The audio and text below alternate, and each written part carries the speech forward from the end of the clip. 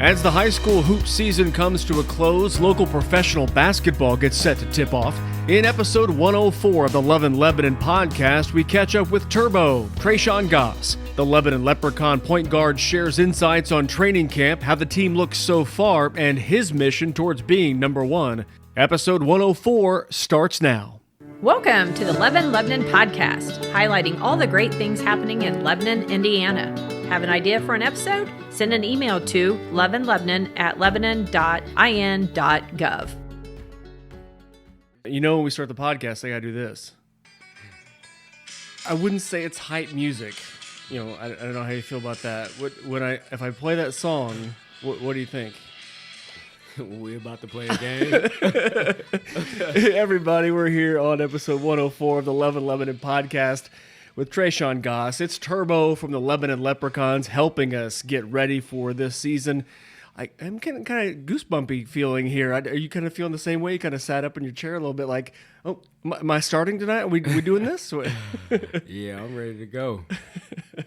Well, just to set the stage for everybody, coming up on Saturday the 25th, Kokomo and the Cincinnati Warriors and the Lebanon Leprechauns and the St. Louis Griffins will be playing at Rosenstiel Gymnasium, 5 o'clock. How excited are you to get this season going? Last year was your first year.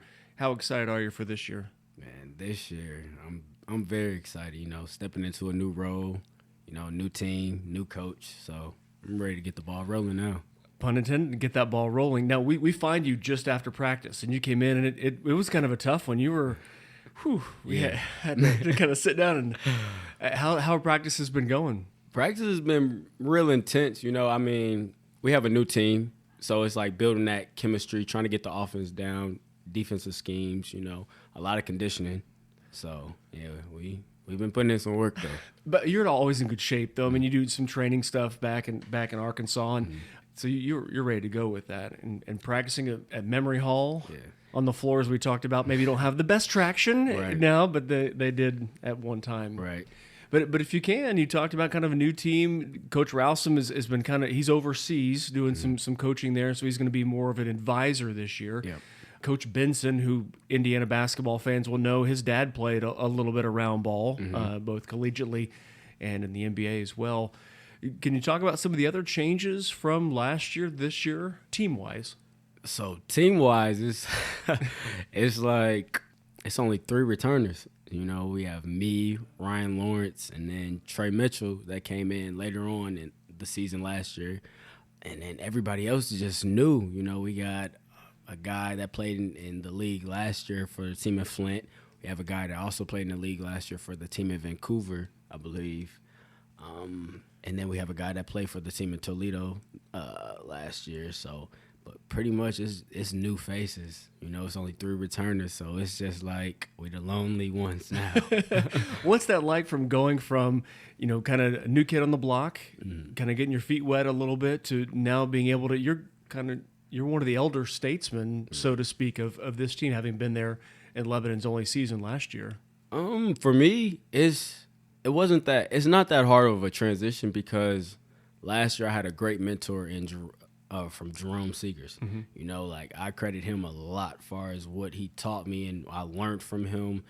And it's like now I see myself in him. Like I feel like that. Like I'll talk to some guys, I'll stop and talk, and then I'll just sit back and be like, man, I sound like Jerome now.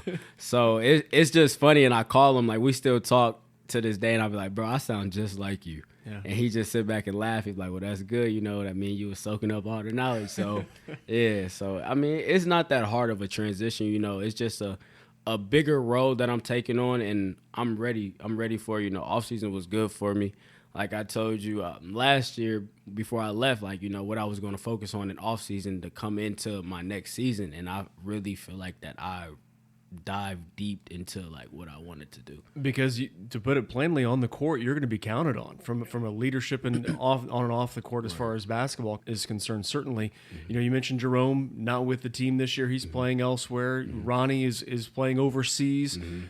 Josh is also playing overseas too. Guys that fan favorites like Big Fudge, and not here. That this is Turbo's team. Right. No pressure. Nah, I don't believe in pressure. Pressure made up inside the head. It's just basketball at the end of the day. dribble, pass, and shooting. Now, last year's team was so much fun to watch and got up and down, and boy, so many skilled guys flying above the rim and shooting at a high level, high percentage.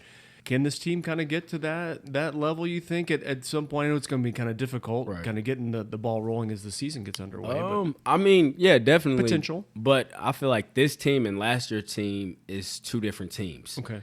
And so I'm recognizing it real early, which is a good thing, especially from the point guard standpoint. Last year, it was a high-flying, very skilled, individual skill set. This team, I feel like we have right now, better team chemistry, ball movement. It's more of a flow within the offense, So I feel like it's going to be a collective group this year. Like, it's not going to be one or two guys, maybe three. I feel like it's going to be a collective group from the starters to people coming off the bench this year. So deeper and more maybe team ball. I mean, there was a lot of skill, like you were talking about. I mean, you could clear out and have Ronnie go to work or Josh go to work, that type of thing. This is going to be more the team kind of. Right, yeah, for sure. Okay. How excited are you to get this thing going? Man, I'm excited. On Saturday. I'm excited. I'm ready to play against somebody else, bump somebody else, talk trash to somebody else, And if you can, we kind of talked before we hit record, and we're talking with Treshawn Gause. He is Turbo, ladies and gentlemen, Turbo, with the famous Turbo. You signed a few autographs when you people see you out, right? Yeah.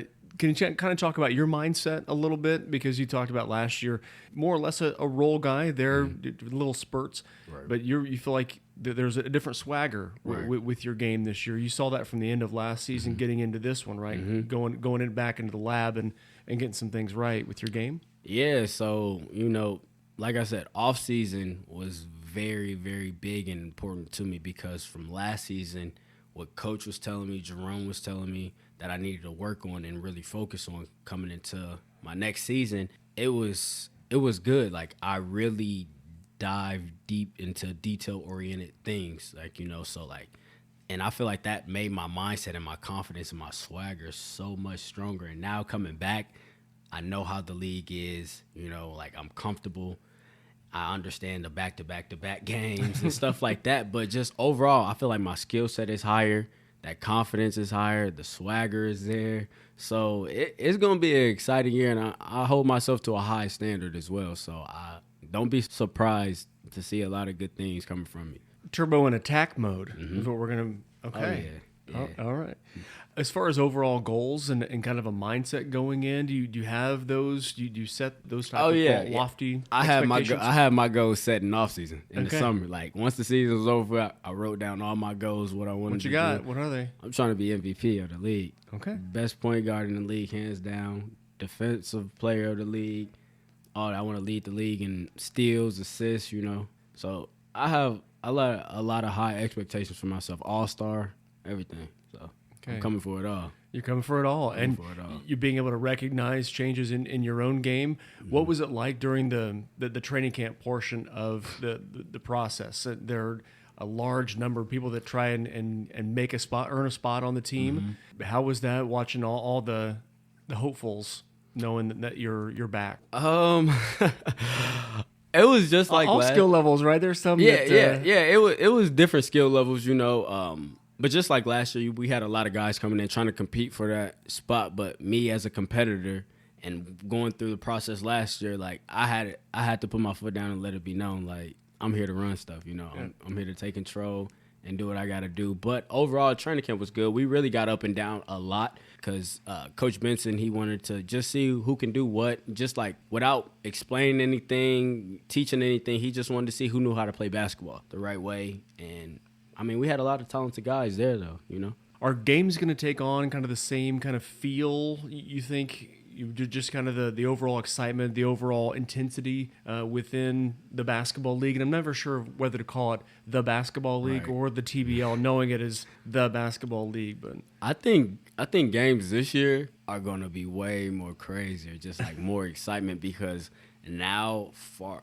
our team, I can speak for our team. I can't speak for everybody else. But our team and like the town, last year, a lot of people was kind of skeptical a little bit, like, what is this? Like, what is it about? But we let the league in attendance sales, which is crazy for a first-year organization. And now coming back this year, it's like more people know about it.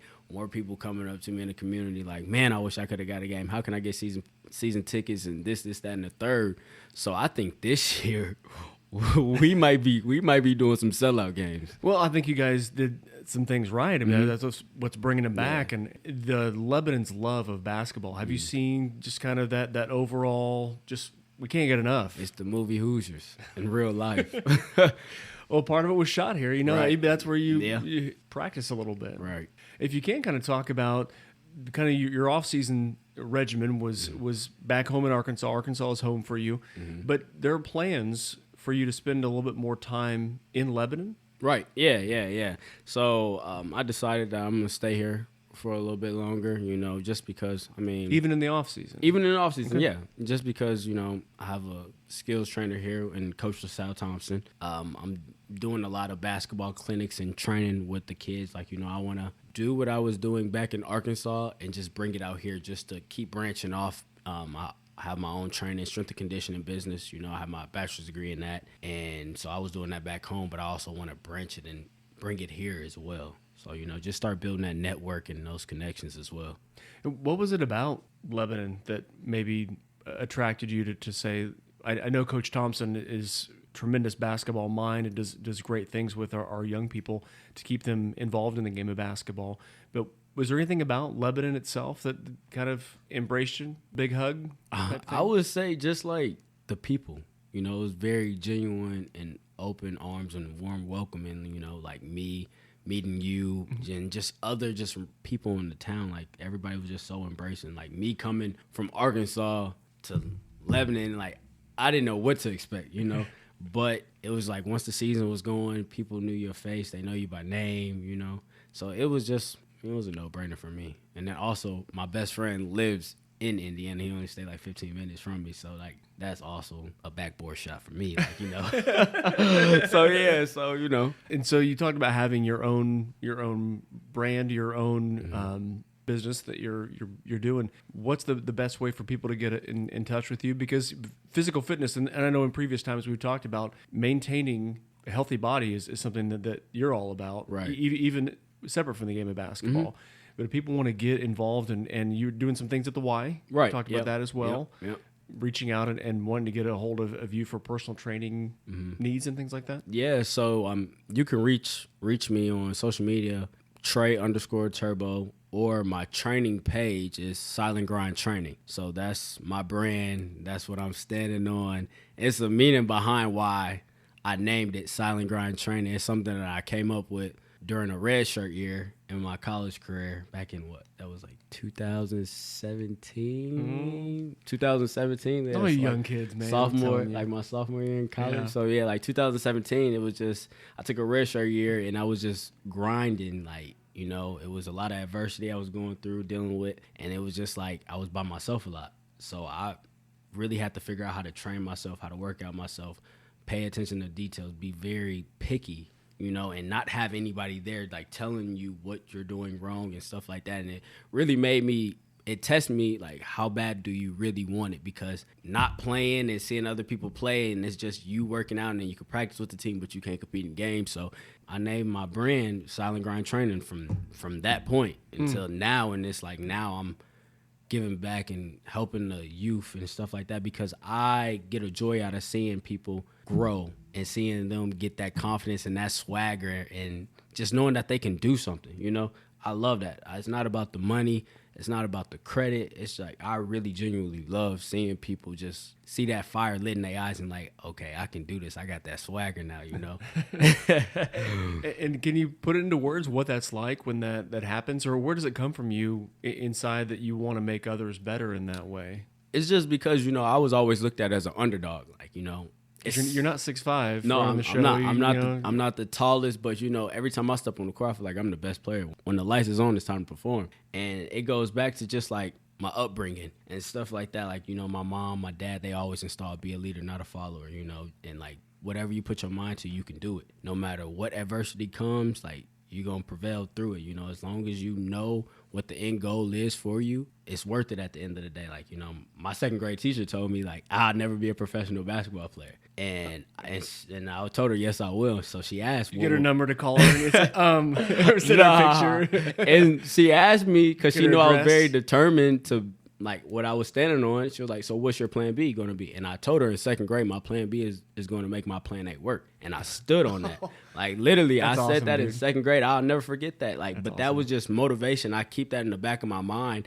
And when I see kids dealing with, like, non-confidence, or, like, you know, when they see adversity come, like, and if they're working with me, like, I don't believe in that doubting yourself stuff. Like, I don't. I'm a tough trainer. My mentors is tough trainers, you know? So it's like, I'm not going to hold you to a lesser standard, because I hold myself to a high standard. So you going to hold yourself to a high standard too, and I'm going to hold you to a high standard. So it's like, that's just what I stand on. Everybody got that pep talk? You good? You ready?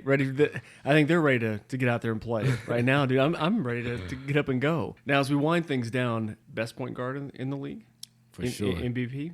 MVP. Okay. For sure. Okay. Now, you got to share, if you can, the last couple minutes we have here with Treshawn Gause, Turbo, here on the Love and Lebanon podcast. Any memorable moments, funny or otherwise, that have taken place so far in the training camp? Was there some guy that didn't really deserve to be there and kind of made everybody laugh? Or is there something that happened during practices and things that stick out? I'm kind of putting you on the spot here, so I understand. But anything that kind of stuck out to you is... I think some people thought I was crazy when I first came to training camp.